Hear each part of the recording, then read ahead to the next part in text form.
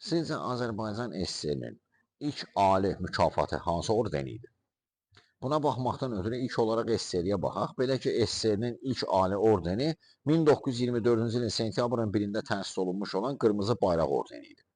Bu orden RSFSR-in ordeninin əsasında təsis olunmuşdur və ilk dəfə olaraq bu ordenə layiq görülən şəxs Menjinski deyilən bir nəfər idi ki, köhnə OQP, yəni Birləşmiş Dövlət Siyasi İdarəsinin 6 əməkdaşının rəhbəri idi ki, 6 əməkdaş da onunla bir yerdə bu ordenə layiq görülmüşlər.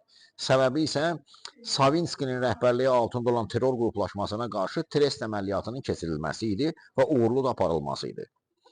Azərbaycan SSR-nin ilk ali ordeni isə yenə Qırmızı Bayraq ordeni idi, lakin bu 1920-ci ilin noyabr ayında təsis olunmuşdu.